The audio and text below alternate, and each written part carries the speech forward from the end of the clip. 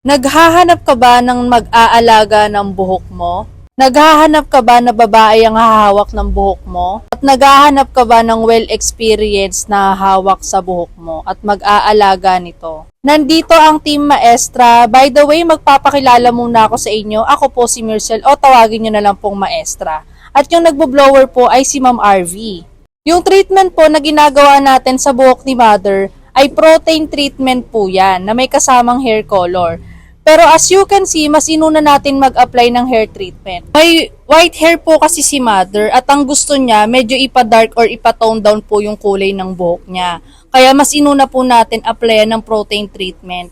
And then after po natin ma-plancha, makikita nyo po is napakanipis lang kinukuha natin para talaga natin siyang nire-reban. Ito po yung result nung natapos natin siyang planchahin. Actually, pwede na natin siyang pauwiin, pero since may color siyang inavail, mag-hair color pa tayo. Babanlawan na po natin yan agad-agad. Yes po, ganun po kaganda ang protein treatment at ang kinaibahan niya sa reban. Kapag po kasi ni-reban, 2 to 3 days po bago niyo po banlawan. Ito, kapag tapos pong planchahin, pwede na natin siyang banlawan. Shampooin na natin at i-conditioner na natin bago po natin applyan ng hair color. At alam niyo po ba ang kagandahan sa protein hair treatment? Napakaganda niya po lalo sa mga short hair na gusto ng bouncy. Ayaw ng reban pero gusto ng bagsak ang buhok. The best po ang protein hair treatment. Nagbibigay po kasi siya ng volume at the same time hindi po sobrang plakado yung ibibigay niyang straight. Nagmumukha pong natural at mukhang bagong tubong buhok.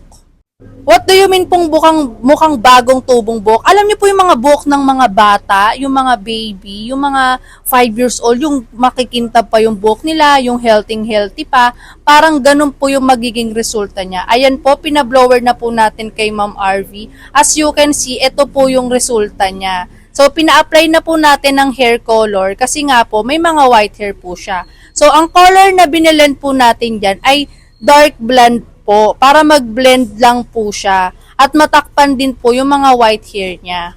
Alam nyo no, sobrang nipis kasi ng buhok ni Mother. Sa totoo lang, gusto niya talaga ng reban. Kaso mas nirecommend po natin ganitong klase ng treatment organic kasi medyo maselan yung type ng buhok niya.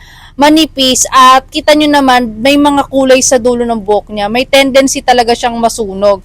Kaya dahil alam natin ng mga eksena, pinirevent na natin at nirecommend natin yung pinaka-the best na treatment natin dito sa Jose Maestra Barbera Salon.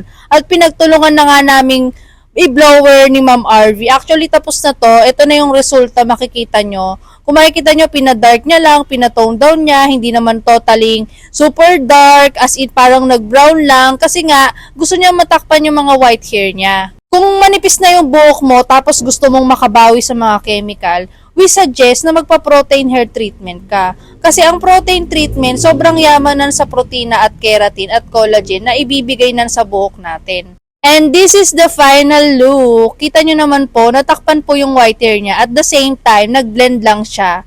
Diba? Nagmukhang bata. At parang nag-highlights yung mga dati niyang kulay before.